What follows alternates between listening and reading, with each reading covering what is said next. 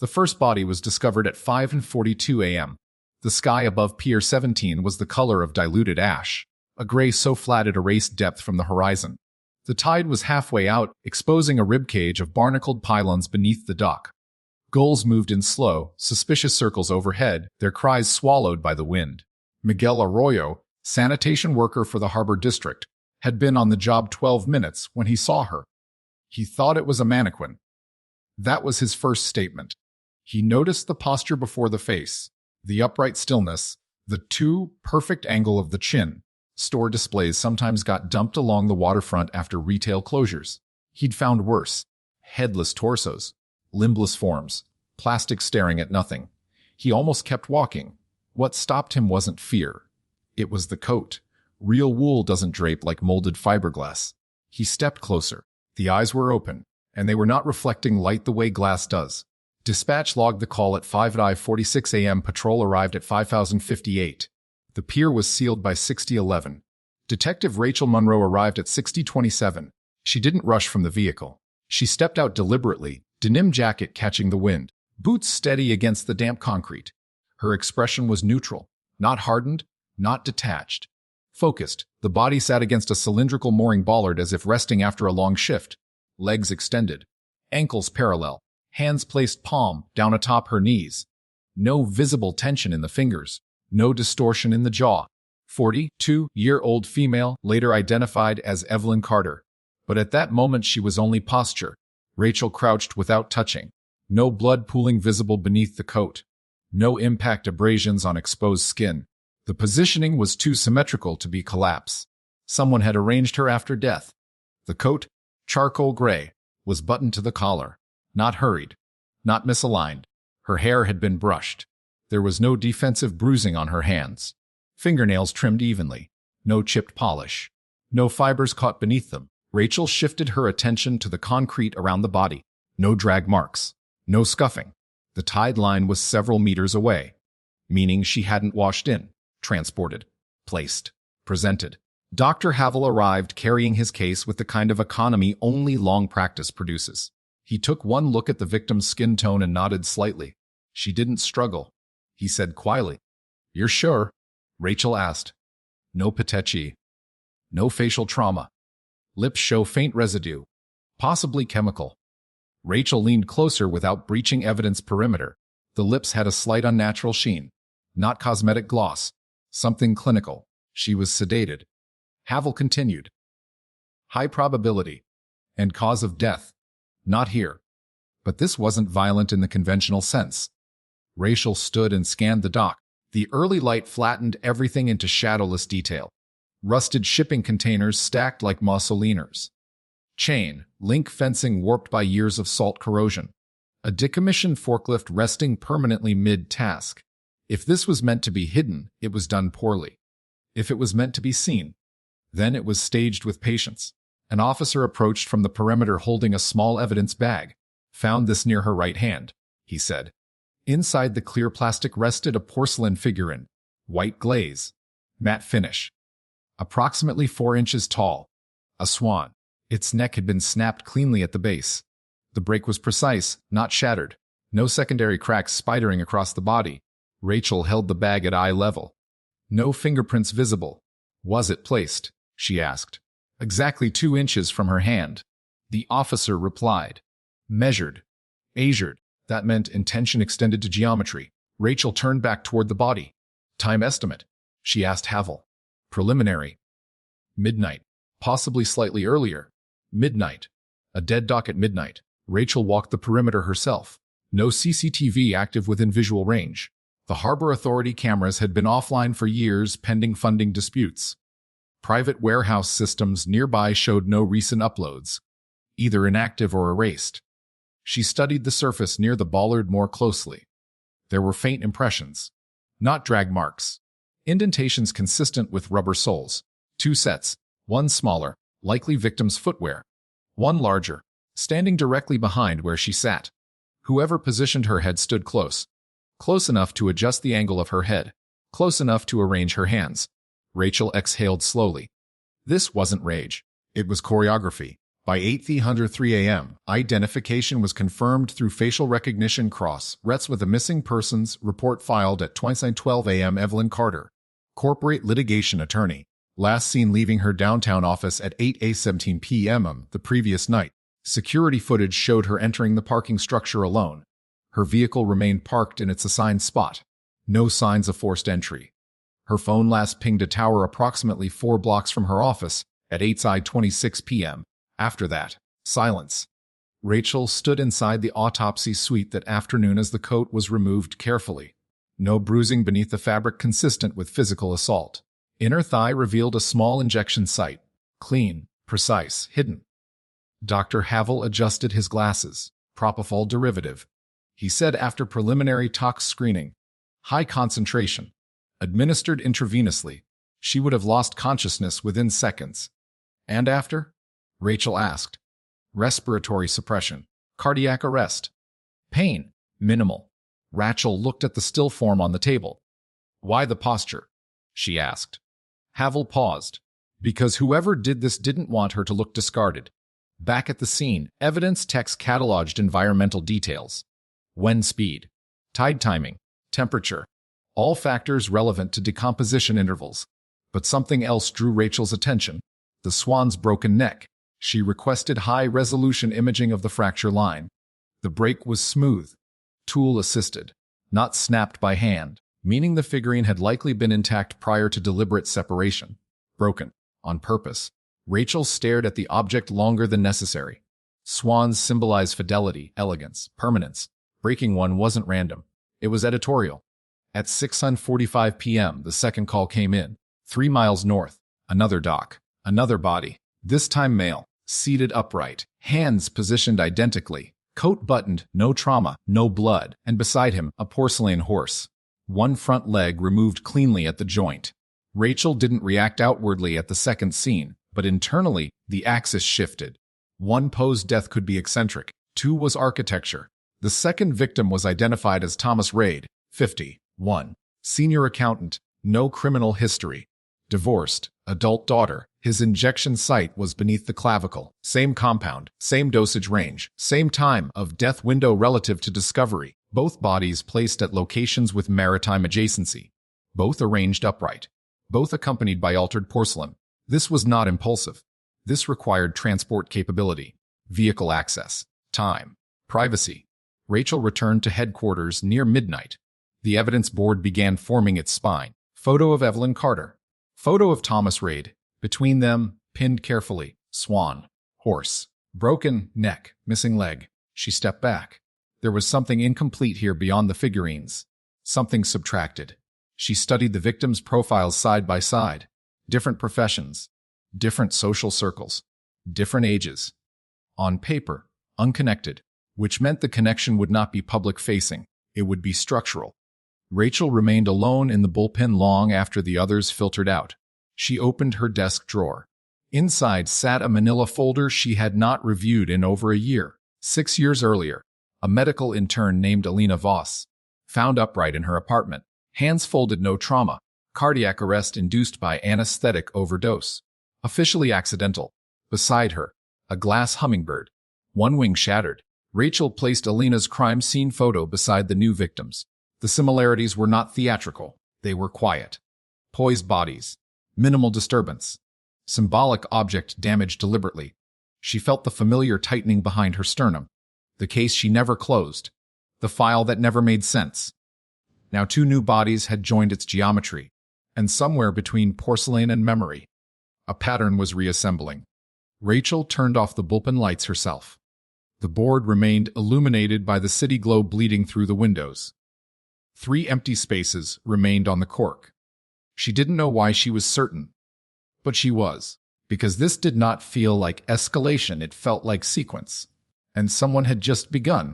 The third body disrupted the symmetry, which meant the symmetry had already been established. It was discovered 40 hours after Evelyn Carter was found at Pier 17 and 22 hours after Thomas Raid was positioned 3 miles north.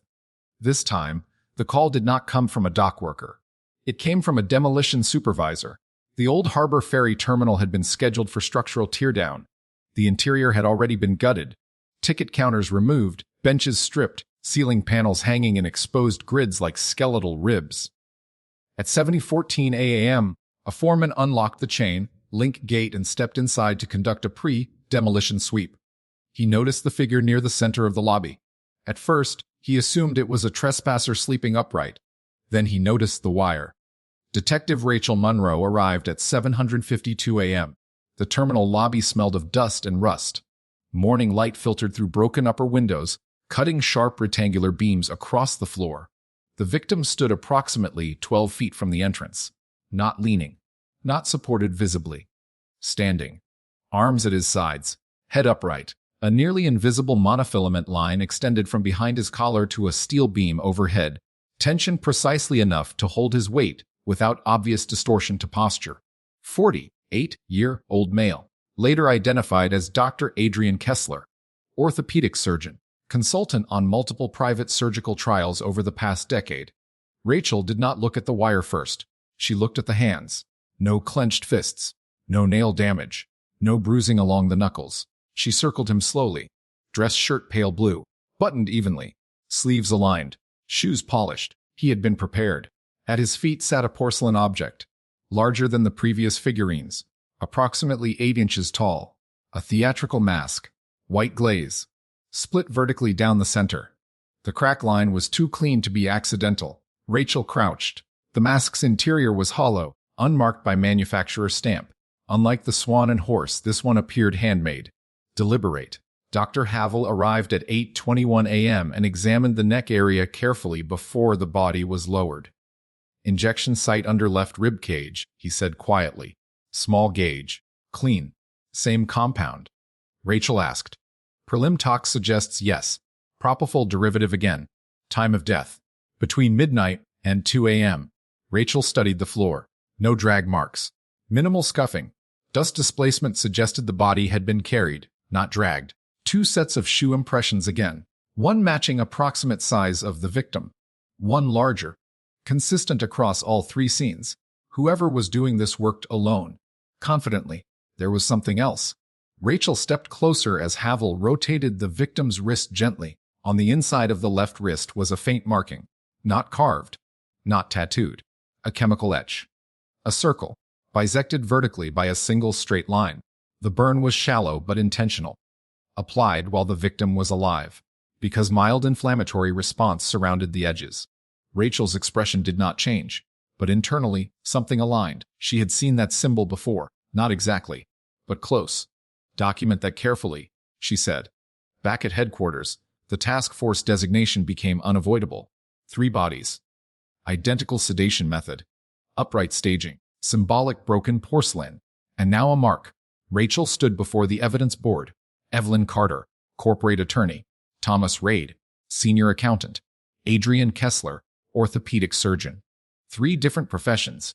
No immediate overlap, but patterns rarely announce themselves at surface level. She requested financial and event cross-referencing across the past 5 years. Shared boards. Shared charities. Shared litigation. By late afternoon, the first thread emerged. All 3 had attended the Blackwater Foundation Medical Advancement Gala 1 month prior, an exclusive fundraising event supporting experimental anesthetic research. Rachel obtained the guest list, 73 attendees, donors, consultants, board members, medical researchers. She circled several names. The pharmaceutical company sponsoring the event had previously conducted a clinical anesthetic trial 6 years ago. The trial had been terminated early. Official reason: unforeseen complications. Rachel accessed archived case summaries. The anesthetic compound had been a modified propofol derivative. Internal reports indicated 3 adverse reactions. 1 fatality. The fatality belonged to a 26-year-old medical intern, Alina Voss. Rachel felt the air thin slightly. She pulled Alina's old case file from her drawer. Photographs spilled across her desk. Alina's body had been found upright in her apartment. Hands folded. No trauma. Single glass hummingbird beside her. Wing shattered. Cause of death: cardiac arrest following anesthetic overdose. Ruled accidental. Rachel had disagreed at the time. There had been no injection equipment found at the scene. No vial. No syringe. No suicide note. The dosage in her bloodstream exceeded safe handling protocols. but without signs of forced entry or struggle. The case stalled. Now, 3 bodies posed, sedated, marked. Rachel compared the chemical burn symbol on Dr. Kessler's wrist to Elena's research notes. In the margins of one notebook page, Elena had drawn repeatedly a circular figure with a line through it. At the time, Rachel assumed it was abstract doodling. Now it looked like branding. Was Elena part of the trial? Yes. She had assisted in data collection. Was she whistleblowing? Unclear. Rachel Cross referenced litigation history. Evelyn Carter, the first victim, had represented the pharmaceutical firm during a civil suit filed by a former trial participant claiming neurological damage. Thomas Reed, the accountant, had audited the trial's financial dispersals. Dr. Kessler had served as a consulting surgeon for procedural oversight. 3 individuals tied to the same terminated trial. Elena Voss had died during that trial. Rachel leaned back slowly. This was not indiscriminate violence. This was targeted correction. Roland would later summarize it with restraint. The offender was not escalating. He was auditing the past. Rachel examined the porcelain objects again. Swan, neck removed. Horse, leg removed. Mask, split in 2. Grace, power, identity, each fractured deliberately. Was the killer assigning symbolism to each victim? Attorney, swan. Legal elegance fractured. Accountant, horse. Strength destabilized. Surgeon, mask. Duality revealed. Or was that projection? The circle and line symbol bothered her more. She searched historical insignia databases. Nothing immediate. Then she shifted perspective. What if it wasn't a symbol? What if it was structural shorthand? A circle bisected. Division. Trial phase termination. Or subject 0. Rachel zoomed into Elena's archived lab badge. On the back was a faded internal trial logo. A circle, with a vertical line through it. Prototype branding for the anesthetic compound. The logo had been abandoned when the trial ended. But someone remembered it. Someone was marking the people who had been involved. Rachel checked the gala guest list again. 73 names. She highlighted 12 directly connected to the trial. If this was systematic, the next victim would not be random. It would be someone higher on the approval chain. Someone who authorized continuation after Elena's death. Rachel requested internal communications from 6 years prior. Legal barriers were significant. But triple homicide overrides privacy. By evening, partial email archives were obtained. One name appeared repeatedly in sign-off documentation. Dr. Malcolm Ivers, Chief Research Director, currently active, currently public, currently scheduled to speak at a medical ethics conference in 2 days. Rachel stared at his photo on the conference website. If the killer was auditing, the next correction would be symbolic and public, because escalating visibility changes the narrative. The first 2 bodies were placed in isolation. The third was inside a building. Standing. More theatrical. The sequence was moving inward. Rachel pinned Dr. Ivers' photograph to the board. She did not say it aloud, but she knew. This wasn't revenge. It was ritualized accountability. And it was not finished. Dr. Malcolm Ivers did not cancel his appearance. That was the first variable Rachel Monroe couldn't control. The medical ethics conference was scheduled at the Meridian Grand Hotel Ballroom. Capacity 800. Media coverage moderate. Industry attendance high. Title of keynote: Innovation and Responsibility in Modern Anesthesia. Rachel stood across the street from the hotel at 6:10 a.m., watching catering trucks unload chrome chafing dishes and projection equipment cases. If the killer was auditing the past, public exposure would be the next logical escalation. But escalation implied urgency, and nothing about the previous scenes suggested haste. Each body had been positioned with meticulous patience, which meant if Ivers was next, the killer would not rush. Inside the ballroom, technicians adjusted lighting grids. A stage backdrop displayed the sponsoring pharmaceutical logo, rebranded since the trial 6 years ago. The original insignia, the circle bisected by a vertical line, was absent, erased. Rachel met with hotel security in a side conference room. Any unusual access requests in the past week? She asked. Standard vendor traffic only. The head of security replied. No red flags. No staff substitutions. Last-minute hires. He shook his head. Rachel didn't trust the absence of anomalies. She requested full credential scans of all catering, audio-visual, and support personnel. If sedation was being administered intravenously, the killer needed proximity. Close enough to inject, close enough to support body weight afterward, close enough to pose. At 8:42 a.m., Dr. Ivers arrived, 62 years old, controlled posture, tailored charcoal suit, silver hair combed back with surgical precision. He smiled for photographers. Rachel observed from across the lobby. There was no visible anxiety in him, which meant one of two things: he had no idea, or he believed he was untouchable. Rachel approached without introducing the case immediately. "Dogger, Ivers," she said evenly. "Detective Monroe, I need a few minutes." His expression shifted subtly, not fear, but irritation. "Is this about the trial?" he asked quietly. Rachel held his gaze. "Which trial?" He hesitated half a second. "The anesthetic prototype. It was terminated years ago." "Terminated?" Rachel repeated. "Yes. After a fatality. That was ruled an accident." Rachel did not respond. Instead, she asked, "Did you authorize continuation of dosage escalation after the initial adverse events?" He straightened. "All protocol decisions were made in committee." "That wasn't the question." His jaw tightened. "We followed regulatory guidance." Rachel studied him. His pulse did not visibly quicken. No tremor in his hands. If he was afraid, he was practiced at concealment. "3 people associated with that trial are dead," she said calmly. "Posed. Sedated. Marked with the prototype insignia." That landed. A flicker. Small, but real. "That logo was destroyed," he said. "Someone kept it." Rachel watched his pupils contract slightly. "Memory, recognition, or calculation.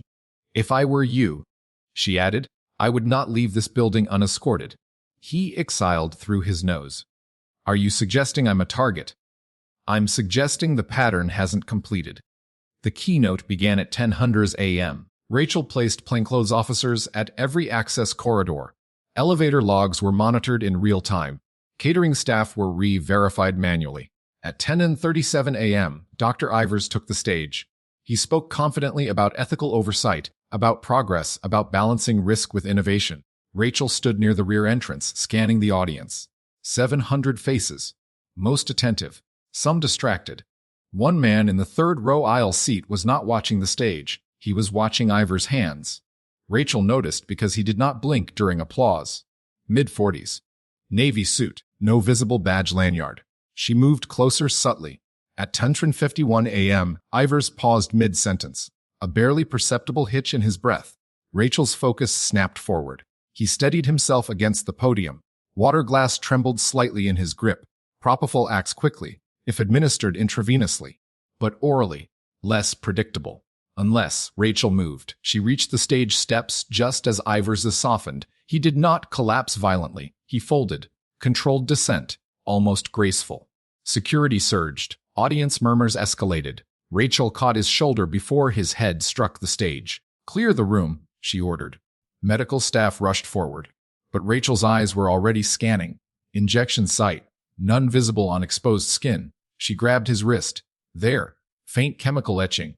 Circle, vertical line, fresh, still slightly inflamed, meaning applied within hours. "How?" she muttered.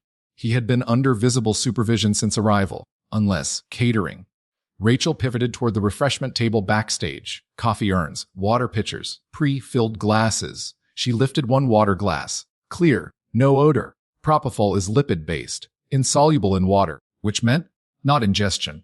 Contact sedation. Unlikely. She examined the underside of the podium. Nothing. Then she noticed something small on the inside cuff of his jacket. A translucent adhesive patch. Medical grade. She peeled it back carefully. Micro needle array. Transdermal delivery. Advanced. Precise. Administered hours earlier. Delayed absorption. Which meant the killer had applied it before Ivers entered the building. Close enough to touch him. Rachel looked toward the man in the third-row aisle seat. Empty. He was gone. Exit times were reviewed immediately. One attendee badge scanned out at 10:49 a.m. named Daniel Hurst. Cross-reference returned nothing. No medical license. No financial history. Identity fabricated. Security footage showed him brushing lightly against Ivers near the lobby entrance at 8:44 a.m. Contact lasted less than 2 seconds. Enough to apply a patch to the inside sleeve. Calculated. Dr. Ivers was transported to the hospital, pronounced dead at 11:32 a.m. cause acute respiratory failure consistent with propofol overdose. Rachel stood alone in the now empty ballroom.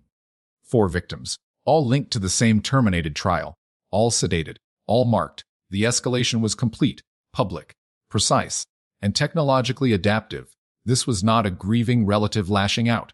This was someone with medical sophistication, access to specialized delivery systems, and patience measured in years.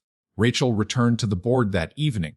Evelyn Carter, Thomas Reid, Adrian Kessler, Malcolm Ivers. 4 names circled. 8 remaining individuals directly tied to the trial still alive. She added one more photograph to the board.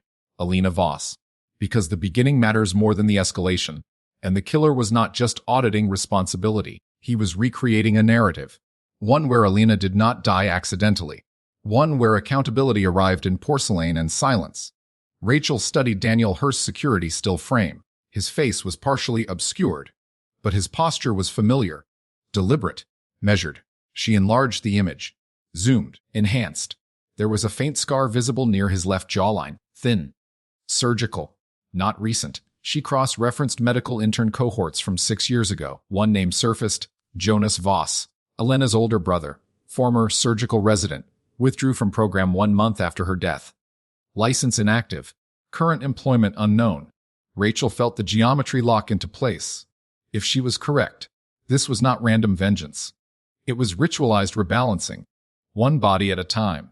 And there were still 8 names on that list. Jonas Voss had disappeared cleanly. Not abruptly, cleanly. There is a difference. Rachel Monroe learned that within the first hour of pulling his records.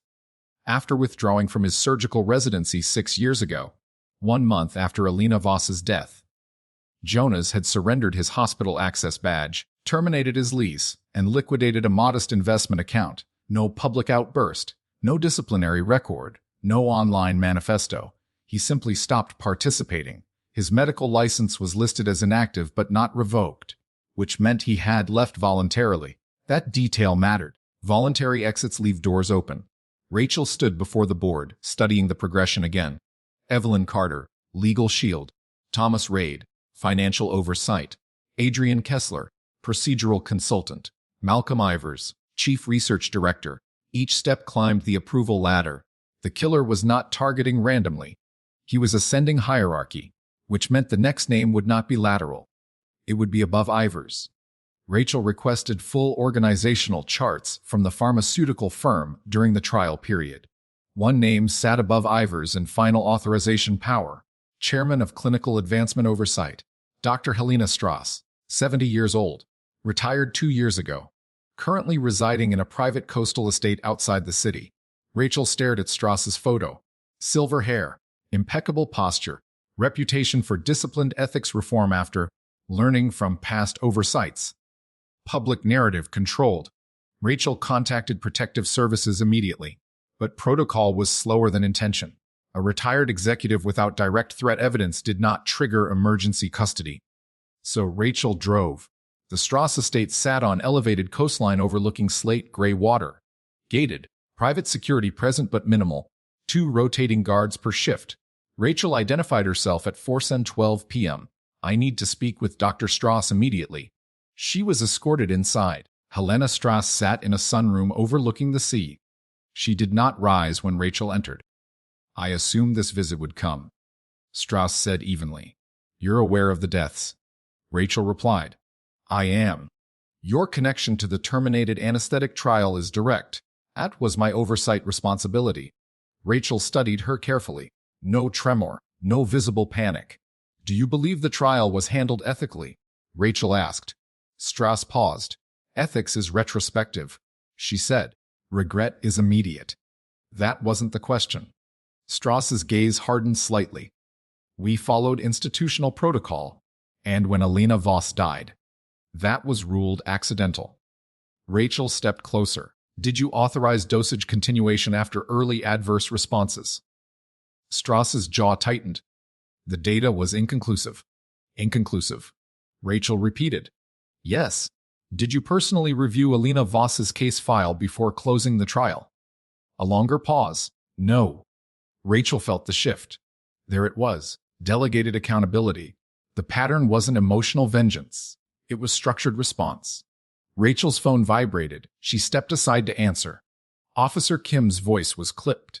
"Detective, we have another scene." Time stopped compressing. "Location?" Rachel asked. "Private marina. 2 miles south of here." Rachel's eyes returned to Strice. "Stay inside." She instructed security. "Do not allow unsupervised contact with anyone." She left immediately. The marina was quieter than the docks. Private slips. Expensive vessels. Limited public access. The body was discovered seated inside a moored yacht cabin. Lights still on. Radio playing low static.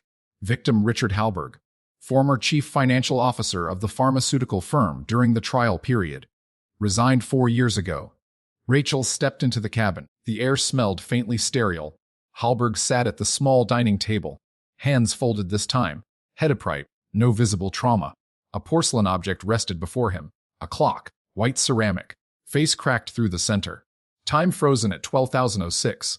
Rachel felt the chill not in the room, but in the symbolism. Midnight plus 6. 6 years ago. Dr. Havel confirmed sedation consistent with previous victims. Injection site beneath the shoulder blade. Hidden, precise, and on Halberg's inner wrist. The circle bisected by a line. Fresh, which meant Strauss had not been the immediate next target. Halberg had been. Rachel recalculated. The killer was not ascending cleanly. He was reconstructing chronology. Who approved funding continuation after Alina's death? Halberg had signed financial release documents authorizing trial expansion, despite internal concern memos. Rachel stepped back from the table. The porcelain clock was deliberate. Time fractured, frozen at the year of Alina's death. This was not random execution. This was narrative reconstruction. Jonas Voss wasn't killing out of rage. He was rewriting sequence. One responsible signature at a time.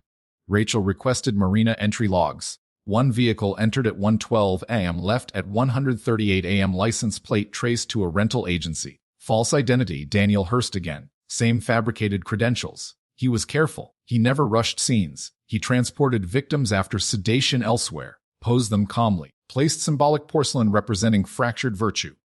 Grace. Strength. Identity. Time.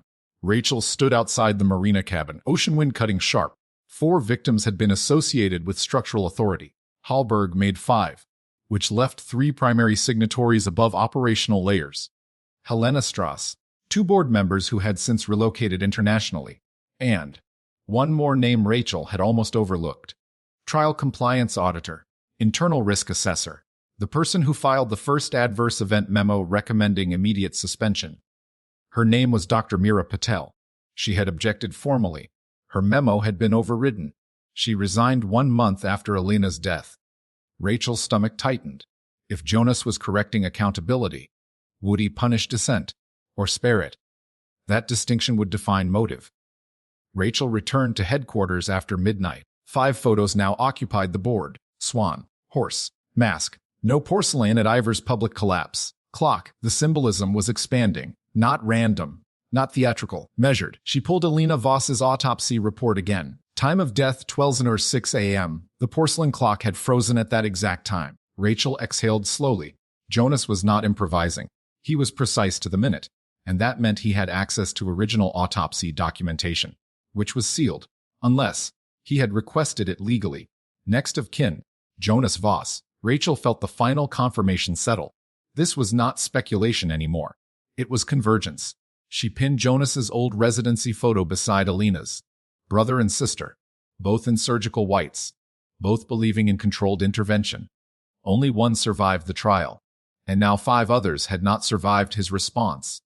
Rachel looked at the remaining names. If Jonas intended to complete the sequence exactly as he believed responsibility unfolded, then Helena Strauss was not last. She was penultimate. Because ultimate responsibility often hides behind signatures no one questions. Rachel pulled archived board minutes. There it was. Final vote authorizing continuation. Unanimous, except 1 abstention. Chairman's signature required to override compliance recommendation. The signature belonged not to Strauss, but to CEO Emeritus Daniel Kessler, Adrian Kessler's father, the orthopedic surgeon already dead. Rachel felt the implications settle like weight. Jonas had already killed the son. not the father, which meant he was correcting bloodline, not just authority. The sequence wasn't finished, and it was personal.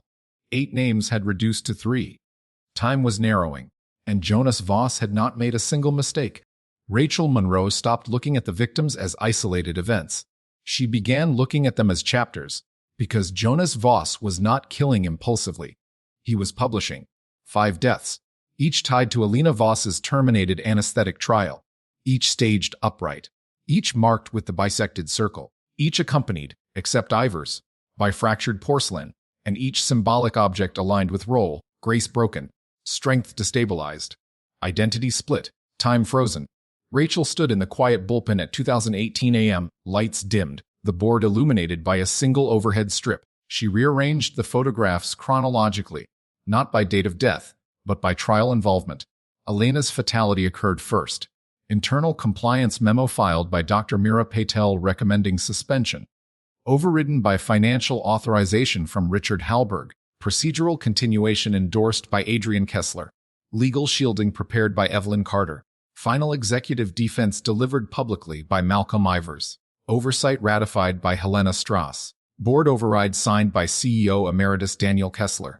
Rachel stepped back. Jonas wasn't ascending hierarchy. He was replaying decision order, one signature at a time. But something didn't align.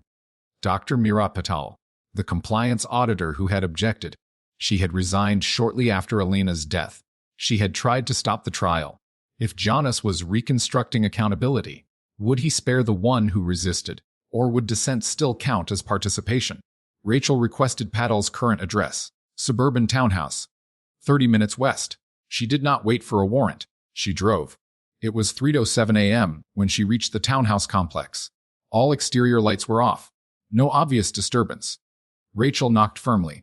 No response. She circled the perimeter, rear sliding door intact. No forced entry.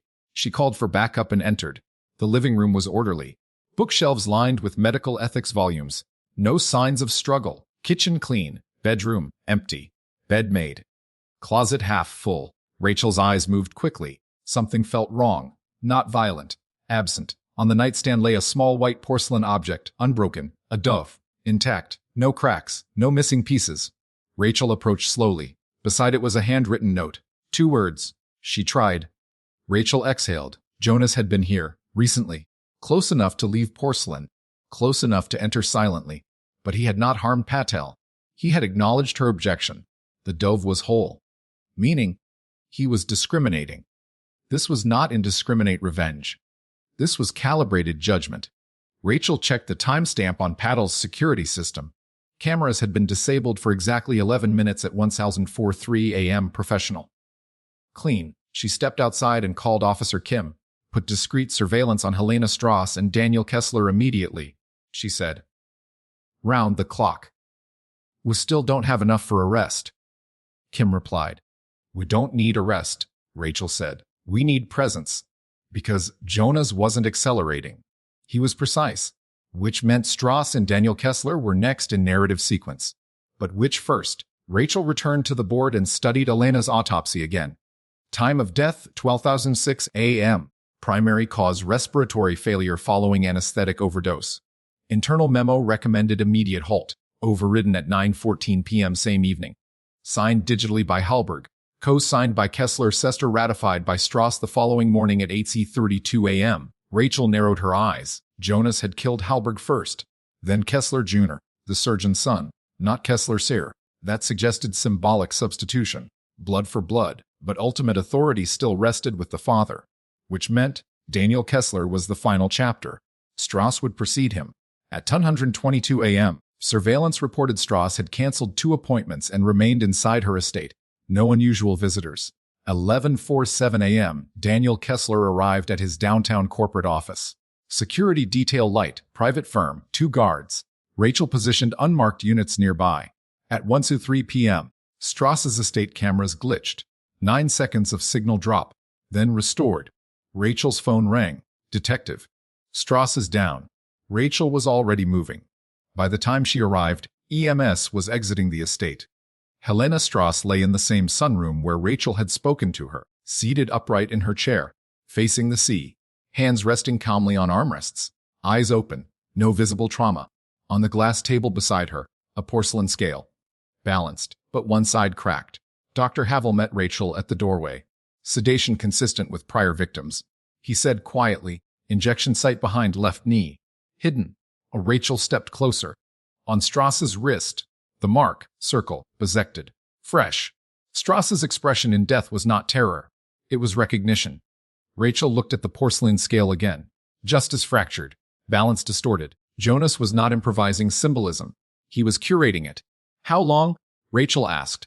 Estimated time of death at 2006 p.m. Rachel's pulse slowed. Not midnight. No longer mirroring Elena's time of death. He was shifting.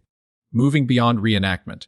This was no longer strictly about Elena's minute. It was about structural correction. Rachel stepped outside into sharp coastal wind. Strauss was dead, which left one. Daniel Kessler, CEO Emeritus. Final override signature. The man who ensured the trial continued after Elena's death. Rachel felt something else beneath the professional clarity. Jonas had spared Patel. He had acknowledged resistance, which meant he believed himself rational, ethical, measured. That made him more dangerous. Because he did not see himself as killer. He saw himself as auditor. And auditors finish ledgers. Rachel called tactical command. Daniel Kessler does not leave our sight, she said.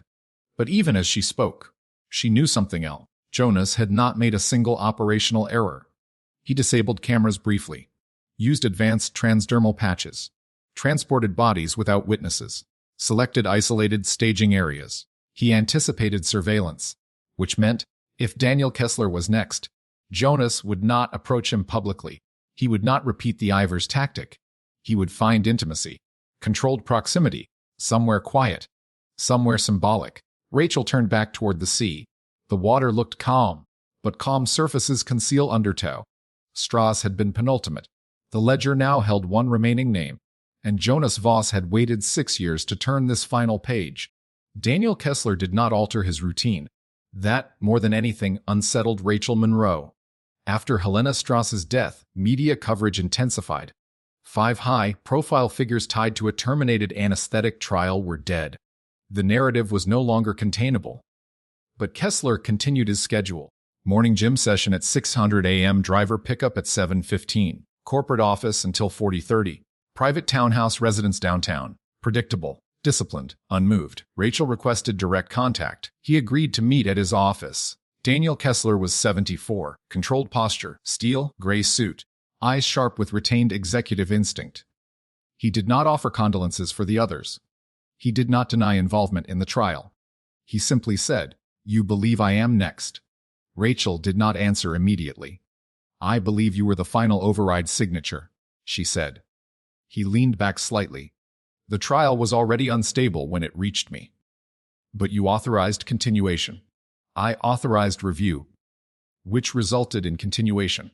Silence. Rachel watched him carefully. "Did you ever meet Elena Voss?" she asked. "No." "Did you read her adverse response file?" "I relied on summaries." "Summaries. Delegated accountability again." "You understand the pattern?" Rachel said evenly. "Everyone who signed after her death is now dead. And you believe her brother is responsible." "I believe he is completing a sequence." Kessler's expression did not fracture. "If he wanted me dead," he said calmly, "I would be." Rachel felt the weight of that confidence. It was not arrogance, it was assessment. Because Jonas had not rushed. He had not panicked. He had not miscalculated. He would choose timing precisely. Rachel left Kessler's office with one directive: do not let him be alone. Surveillance increased. 2 vehicles tailing. Lobby guards doubled. Cameras monitored. But control is illusion when your opponent understands your parameters. At 11 p.m., Kessler's townhouse security feed glitched. 4 seconds. Restored immediately. Officers stationed outside reported no visible entry or exit. At 12:06 a.m., Daniel Kessler's bedroom lights turned off. At 6:12 a.m., his housekeeper arrived. She found him in his study, seated upright in his leather chair, facing the fireplace, hands resting on the armrests, head tilted slightly back, eyes open. Rachel arrived at 6:31 a.m. She already knew. The posture confirmed it. Dr. Havel confirmed sedation within minutes. Injection site located at the base of the skull. Precise, nearly invisible beneath hairline. No signs of struggle. On the mahogany desk before Kessler sat a porcelain object. A king chess piece. White. Crown cracked down the center. Rachel stared at it without speaking. King fractured. Authority ended. On Kessler's inner wrist. The mark. Circle bisected by a line. Fresh. Sequence complete. But something else lay beside the chess piece. A file folder. Unsealed. Inside were photocopies of internal trial communications. Highlighted sections. Email timestamps. Digital signatures. Every authorization. Every override. Every ignored warning. And at the bottom of the stack, Elena Voss's final adverse event report. Annotated. In red ink. Rachel felt the air shift. Jonas hadn't just killed. He had compiled evidence. He had delivered documentation. This was not blind revenge. It was curated indictment. Rachel stepped back slowly. 6 bodies. Elena, Carter, Raid, Kessler Jr. Ivers, Hallberg, Strauss, Kessler Sir 8 deaths including Elena. Ledger balanced in Jonas's mind. But the absence of something unsettled her. There was no porcelain for Elena, because Elena had been the first fracture. Rachel examined the room carefully. No forced entry. Window sensors intact. Front door deadbolted from inside. Security log showed no unauthorized badge access, which meant Jonas had entered before lockdown, hidden, patient, or he had been invited. Rachel checked visitor logs. At 8:17 p.m., Kessler had received a package. Signed personally. Career identity unverified. Package contents listed as legal documents. Rachel's eyes narrowed. Transdermal patch delivery system had been used on Ivers. Hidden injection at Strauss's estate. Jonas adapted. If he entered as courier. Briefcase. Paperwork. Close proximity. Respectful handshake. Contact. Enough to apply. Rachel examined Kessler's right wrist carefully. There was faint adhesive residue. Micro needle patch again. Delayed activation. Jonas had not needed to remain. He had initiated and exited long before midnight. Rachel looked again at the chess king. Strategic metaphor. Game over. But was it? She scanned the study walls. Books on corporate governance, pharmaceutical innovation, ethics reform, public narrative of responsibility. Yet every signature inside that folder told a different story. Rachel understood something now. Jonas had never intended to escape indefinitely. He had intended to complete. Completion changes psychology. An unfinished mission drives caution. A finished one invites exposure. Rachel returned to headquarters and placed the final photograph on the board. Daniel Kessler. She stepped back. 8 images formed a closed circle. Except, there was no image for Jonas. Only a surveillance still. 3rd row aisle seat. Scar near left jawline. Calculated gaze. Rachel studied it carefully. Completion meant he would either disappear permanently or surface. Because when narrative closure occurs, identity shifts. He had not left messages to media. He had not claimed credit. He had left porcelain and documentation. This was not spectacle. It was private reckoning. Rachel opened Elena's old case file again. Something had always bothered her. No syringe found at her apartment. No vial. No evidence of self-administration. The overdose had been delivered cleanly, like the others. Which meant, Elena had not died accidentally. She had been first. Jonas hadn't started 6 years later. He had started that night. And waited. Rachel's phone vibrated. Unknown number. She answered. Silence at first, then a male voice. Calm measured. You found the folder? He said. Rachel did not respond. You understand now. Jonas, she said evenly. A brief pause. Yes. You could have brought this to court. I did, he replied quietly. 6 years ago. Silence expanded between them. They closed the file. He continued. They closed her. Rachel's gaze remained fixed on the board. Where are you? She asked. Somewhere balanced. The line disconnected. No traceable ping. Disposable device. Rachel lowered the phone slowly. He wasn't fleeing in panic. He wasn't taunting. He was concluding. But conclusion does not erase homicide, and belief in justice does not replace law. Rachel stared at the circle of photographs. Jonas believed the ledger was closed. She knew better. Because there was still one unanswered question. Who administered Elena's fatal dose? If it was not accidental, and not self-inflicted, then someone else had stood in that room 6 years ago, and that someone might not have been on the board. Jonas had completed his correction. But Rachel sensed a fracture still unaccounted for, because perfect symmetry rarely survives scrutiny, and this case had always been too precise, too curated, too controlled, which meant either Jonas had executed a flawless audit, or someone had helped him begin it. Rachel Monroe did not chase Jonas Voss immediately. That would have been reactive.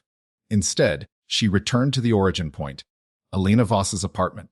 6 years ago, it had been processed as a possible accidental overdose scene. No forced entry, no signs of struggle. Toxicology confirmed lethal anesthetic levels. Case closed within weeks. But closure and resolution are not the same thing. Rachel requested archived evidence retrieval. At 9:14 a.m., she stood once again inside the same one-bedroom unit, now repainted, recarpeted, occupied twice since Elena's death. The current tenant had been temporarily relocated under warrant authority. Rachel walked slowly through the living room. Elena had been found upright on the couch, hands folded, glass hummingbird on the coffee table, wing shattered. At the time, staging had been dismissed as coincidence. Body position explained as slumped in reposition during medical response. Rachel never accepted that. Now she didn't have to. She knelt near the original couch placement. "Show me the original photos," she said. Officer Kim handed her a tablet displaying archived crime scene images. Elena's posture mirrored the later victim's almost exactly. Spine supported, head upright, hands placed intentionally. This was not accidental collapse. This was positioning. Rachel zoomed into the wrist area in the old photos. There, barely visible in poor lighting. A faint discoloration, circular. Bisected by a thin vertical mark, her pulse slowed. The symbol had been present, but overlooked. 6 years ago, no one had connected it to anything, because no one was looking for repetition. Rachel exhaled slowly. Elena had been marked, meaning Jonas did not begin the marking ritual. Someone else had. Rachel stood. "Run full reanalysis on Elena's tox report," she ordered. Specifically administration vector. Original autopsy had listed probable intravenous self-administration, but no injection site had been conclusively identified.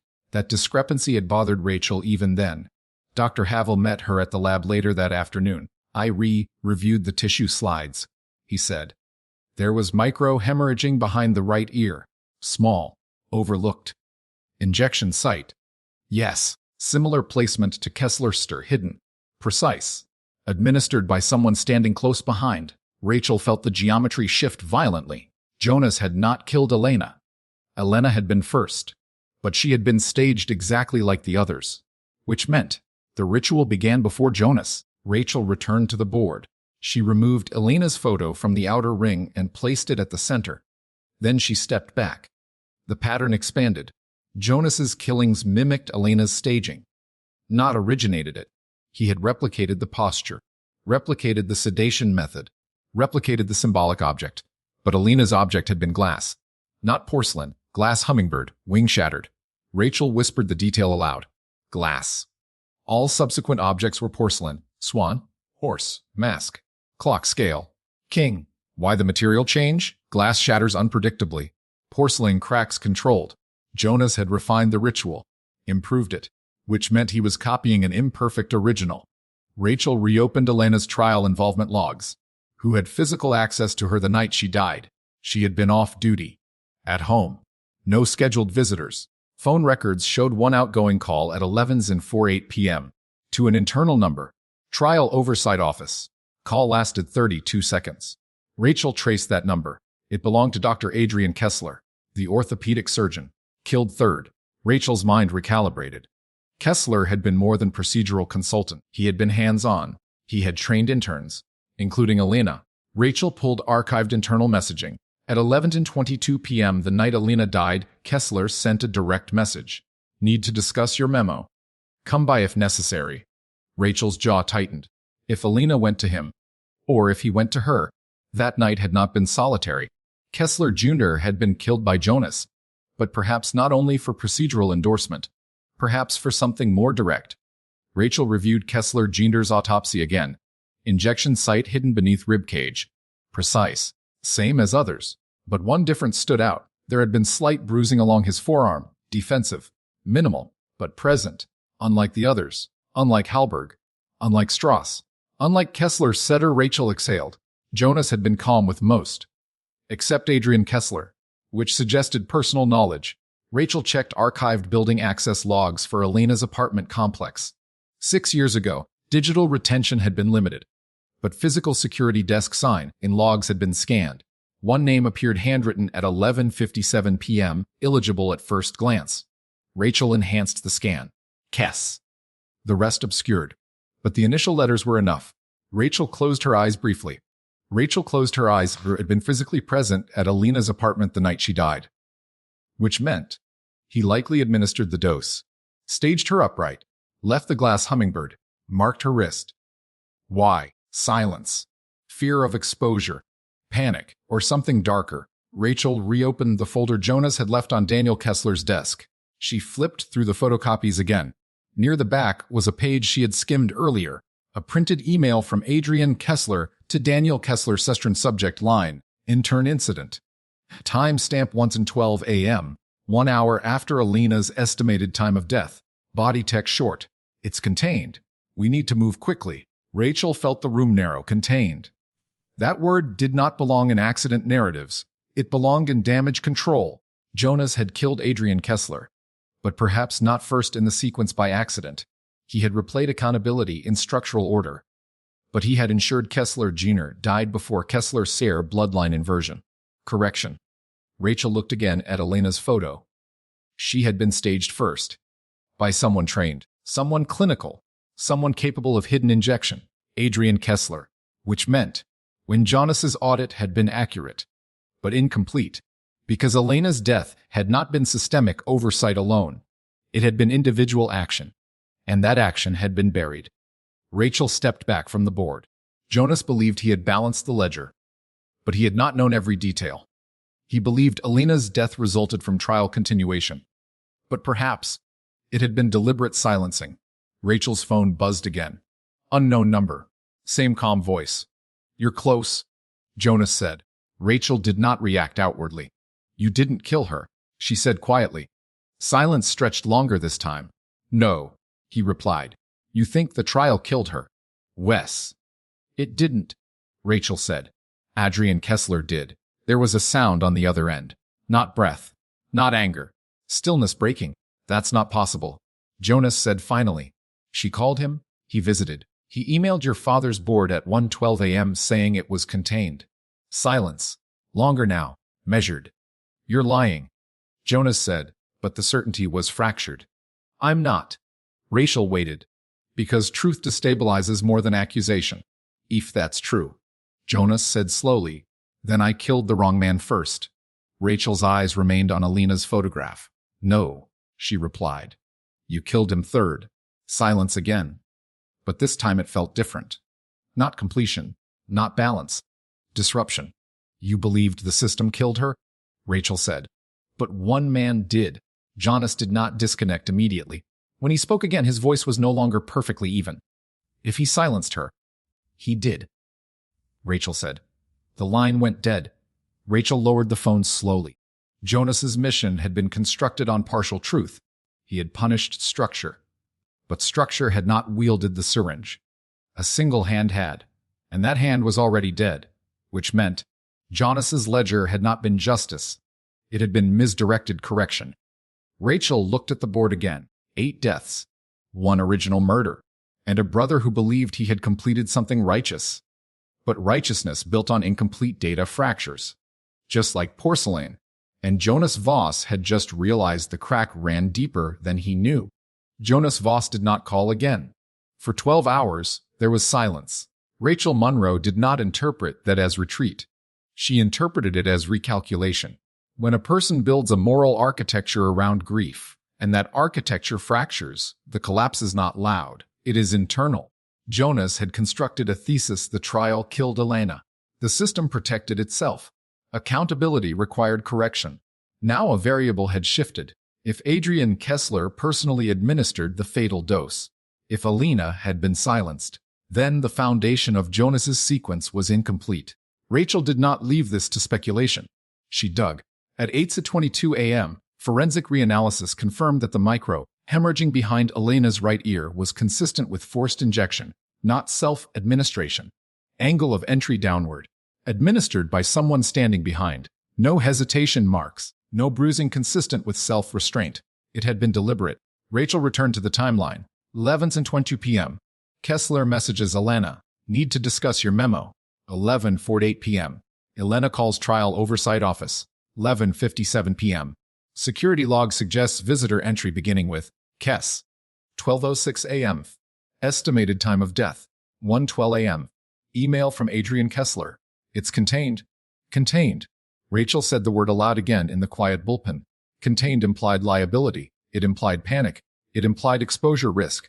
She pulled the internal memo Elena had filed hours earlier. The content was not vague. It directly accused trial leadership of manipulating dosage escalation thresholds to suppress adverse reaction reporting. If validated, it would have halted the trial permanently. It would have triggered external investigation. It would have ended careers. Rachel stared at the document. Elena had not been careless. She had been precise. Which meant Adrian Kessler had motive beyond procedural continuation. He had personal exposure. Rachel requested archived financial disclosures from that period. There it was, a private investment account held by Adrian Kessler Jr. linked to projected stock options contingent on trial success. Significant gain potential. Trial collapse would have nullified them. Rachel leaned back slowly. Greed. Not institutional inertia. Not abstract systemic failure. Individual profit. The board had absorbed structural blame. Jonas had punished structural authority. But the syringe had been driven by one man protecting personal gain. Rachel's phone vibrated again. Unknown number. She answered immediately. You verified it, Jonas said. His voice was different. Lower. Less controlled. Yes, Rachel replied. A long exhale came through the line. I thought I understood it, he said. I thought I understood all of it. You understood part, Rachel said. He killed her. Wes. I killed 7 people. Rachel did not soften her tone. Yes. Silence followed. Not defensive. Not angry. Weight settling. I should have known. Jonas said quietly. Vadrayan was there the night she died. He told me he had tried to help. Rachel said nothing. Because grief rearranges memory. You believe the board covered it. She said finally. They did. Jonas replied. They buried it. They closed the file. They protected the company, Rachel said. But they didn't administer the dose. Another pause. I thought killing them would make it even. Jonas said. Even doesn't resurrect, Rachel replied. The line remained open. Wind could be faintly heard in the background. Outdoor location. Possibly elevated. Rachel traced the signal triangulation in real time. Cell tower bounce suggested coastal perimeter again, near the old harbor. Full circle. Where are you? She asked. Where she used to sit. Jonas said. Rachel knew immediately. Pier 17. The first staged body. The first replication. She signaled officers silently and moved. By the time she reached the dock, the sky was overcast again, eerily similar to the morning Evelyn Carter had been discovered. Jonas stood at the edge of the pier. Hands visible. No weapon drawn. He wore a dark jacket. Scar near left jawline more visible now in daylight. He did not turn when she approached. She liked it here, he said quietly. Water made her think clearly. Rachel stopped several feet behind him. Backup remained distant, out of sight. Adrian told me she collapsed. Jonas continued. He said he tried to resuscitate her. I lied, Rachel said. Yes. Silence stretched over the water. I thought if I corrected the signatures, Jonas said, I would correct the night. Rachel did not respond. Because correction is not reversal. He turned slowly to face her. His expression was not wild, not unstable. It was tired. I replicated her posture, he said, because I wanted them to feel it. They didn't. Rachel replied, sedation doesn't allow reflection. He absorbed that. I marked them, he continued. With the trial insignia. You replicated his mark, Rachel said. Jonas froze slightly. What? Adrian marked her first. Jonas's jaw tightened. He branded her? Yes. The wind shifted. Jonas looked down at his own wrist. There was no mark there. You think I became him, he said quietly. Rachel held his gaze. You copied him. Silence. A gull cried overhead. I thought I was auditing, Jonas said. You were reenacting. His breathing shifted. Not panic. Recognition. I spared Patel, he said. Because she tried. Wes. I thought that meant I was different. Rachel took one slow step forward. You chose, she said. That's the difference. Jonas looked back toward the water. I didn't mean for it to become this, he said. It always becomes this, Rachel replied. He nodded once, almost imperceptibly. Then he did something Rachel had not anticipated. He reached into his jacket. Officers tensed in the distance, but he removed only one object, a small porcelain hummingbird, wing intact. He placed it gently on the edge of the pier. For her, he said. Rachel stepped closer. Turn around, she said calmly. He did, without resistance. Hands behind his back, no attempt to flee. No dramatics. As officers moved in and secured him, Jonas looked once more at the water. I thought completion would feel different, he said quietly. It rarely does, Rachel replied. He did not argue. As he was led toward the waiting vehicle, Rachel remained on the pier. The porcelain hummingbird sat where he left it. Whole, not fractured. Rachel picked it up carefully. Glass had shattered 6 years ago. Porcelain had cracked repeatedly. But this one was intact. She looked out over the gray horizon. 8 deaths, 1 murder, 1 chain reaction. Jonas had corrected structure without understanding origin. And origin matters. Because violence replicated becomes ritual. Ritual becomes belief. And belief blinds. Rachel turned away from the water. The ledger was not balanced. It was scarred. But it was closed. For now. The arrest of Jonas Voss did not quiet the story. It intensified it. Media outlets framed him as an avenging brother. Editorial panels debated systemic failure versus individual culpability. The pharmaceutical company released carefully worded statements expressing deep regret for past oversight and full cooperation with ongoing investigations. But Rachel Monroe ignored the noise, because noise obscures detail, and detail had always defined this case. Jonas Voss did not resist processing. He did not request immediate counsel. He did not posture for cameras. He asked for one thing. Elena's full file, he said during intake. Rachel sat across from him in the interrogation room. The lighting was neutral. The table clean. Recording device active. You'll receive discovery through legal channels, she said evenly. He nodded. I miscalculated, he said. You built for an incomplete data, Rachel replied. He met her eyes. Why didn't you tell me sooner? He asked. You didn't ask, she said. Silence settled. Jonas leaned back slightly. I studied every trial document, he said. Every memo. Every signature. I mapped responsibility. You mapped authorization, Rachel corrected. He absorbed that. You think that makes a difference? It does. He looked down at his hands. I thought institutions were the weapon, he said quietly. Sometimes they are, Rachel replied. Sometimes the weapon is a person hiding inside one. Jonas did not argue. Rachel opened a folder and slid a photograph across the table. Elena's autopsy image, zoomed to the injection site behind her ear. Adrian Kessler administered the dose, she said. Forensic reanalysis confirms angle and force inconsistent with self-administration. Jonas stared at the image, jaw tightened. No tears. Just recalibration. I killed his father, he said. Yes. And his colleagues. Yes. And him? Yes. Silence deepened. Then I punished everyone except the one who actually killed her, he said. Rachel did not soften her response. You punished him too, she said, but not for the right reason. Jonas closed his eyes briefly. He had believed he was correcting a ledger.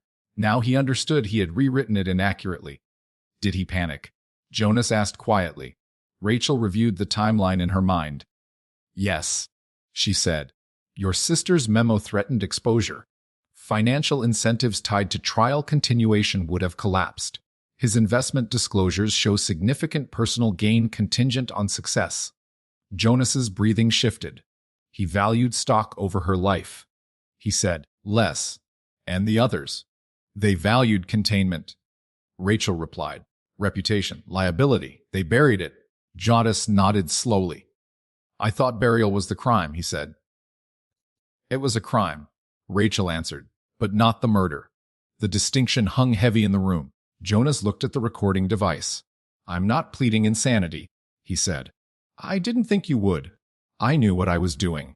"Wes." He met her eyes again. "I believed it was justified." "And now?" He hesitated. "I believe it was incomplete."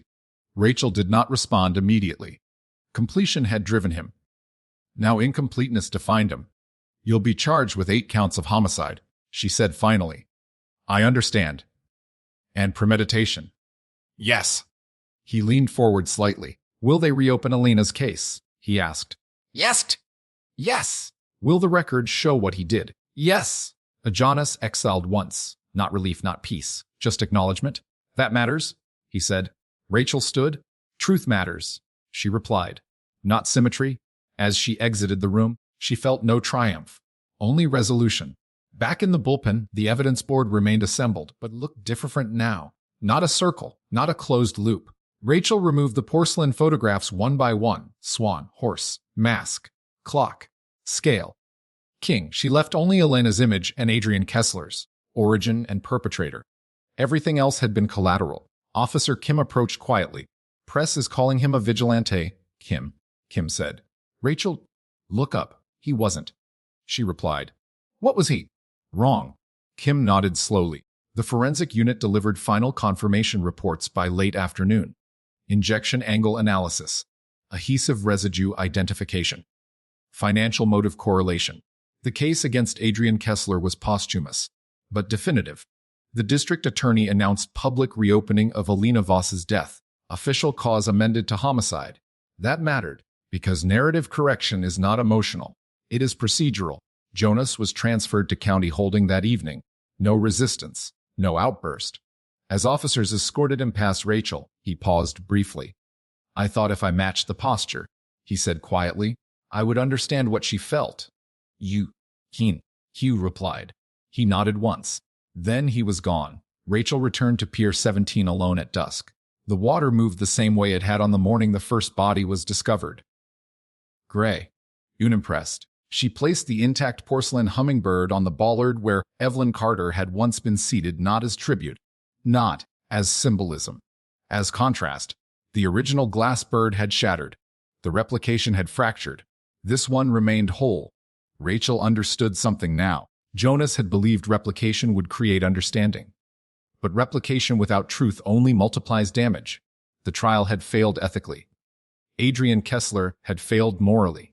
The board had failed procedurally. Jonas had failed legally.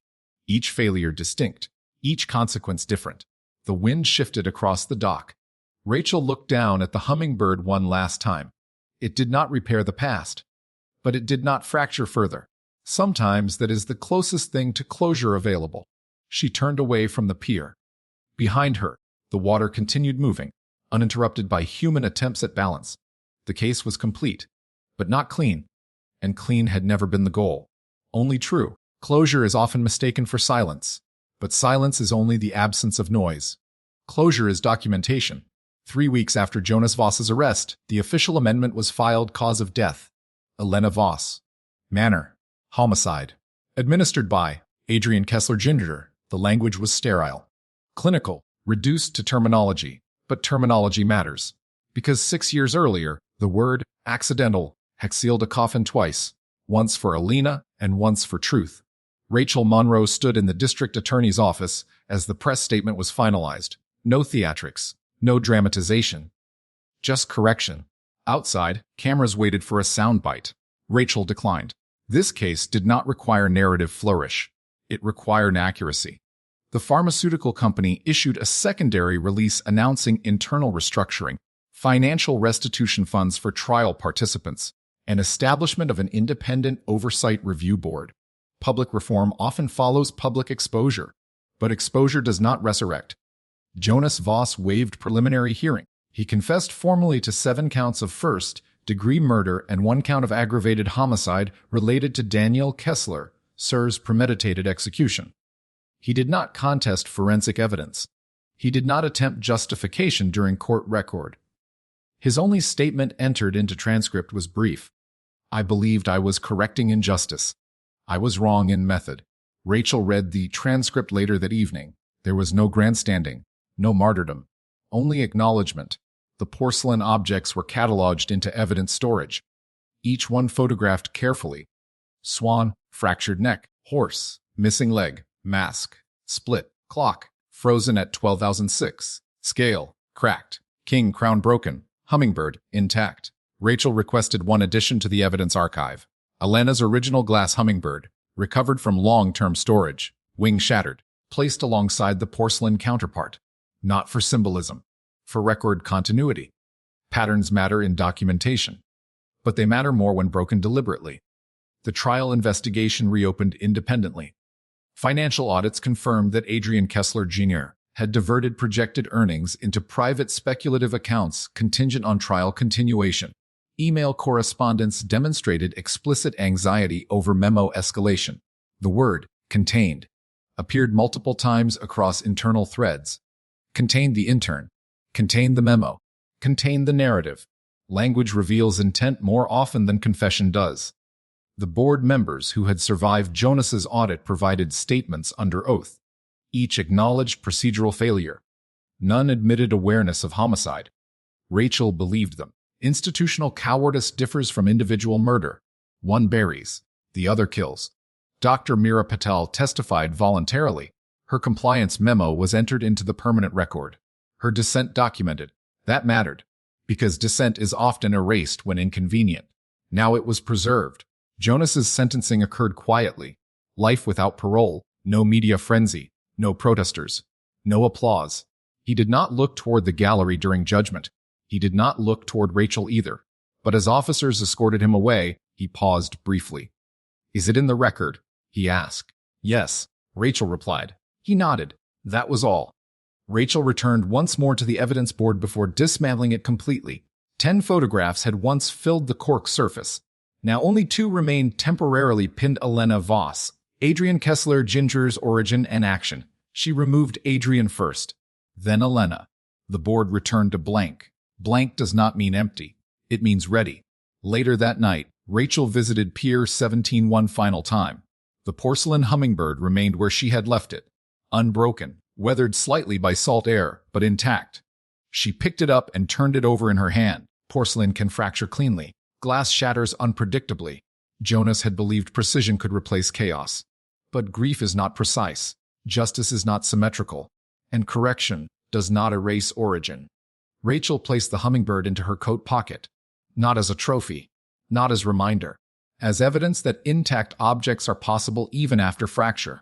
The harbor wind carried the same muted rhythm it had weeks earlier. Water against pylons. Metal against rope. Unchanged. Rachel understood something fundamental now. This case had never been about revenge. It had been about narrative control. Adrian Kessler attempted to control exposure. The board attempted to control liability. Jonas attempted to control balance. Each believed they were correcting something. Only one corrected through truth, and truth required patience, not posture.